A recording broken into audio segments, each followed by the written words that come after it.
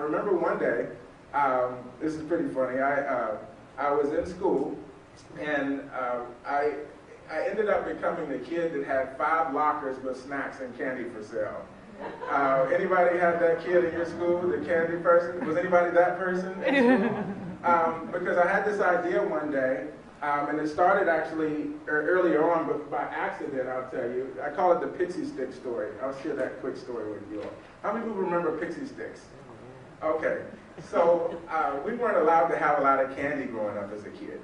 But my friends in the morning would go to what's now CVS, and if anybody's familiar with Washington, D.C., I went to school right near Georgetown, and we would catch the bus in DuPont Circle.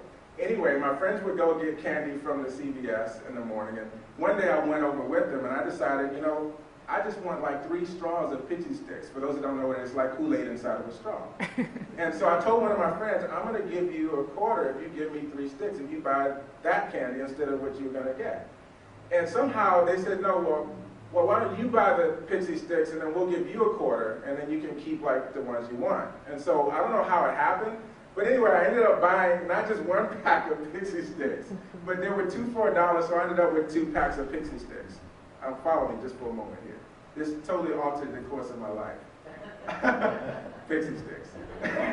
So here's what happened. I was giving away the Pixie Stix 3 for a quarter.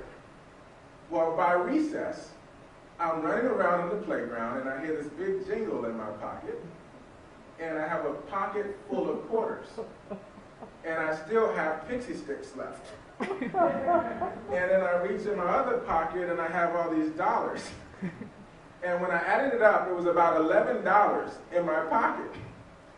And I only spent $1 to buy the 2 packs.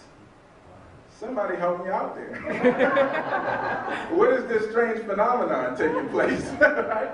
And I was actually afraid, because I grew up in a type of household where you don't come home with things that you didn't leave home with. Right? So anyway, I totally forgot about that experience. And fast forward now, I'm 14 years old, and I'm hearing this audio program by Napoleon Hill, and he's talking about have an idea and act on it.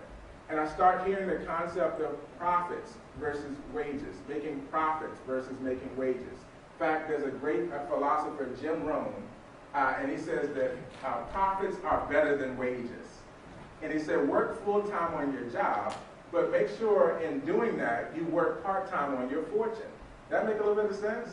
So, and I like that concept, and I think it's a very important message now. I mean, some would say it was an important message 5 years ago.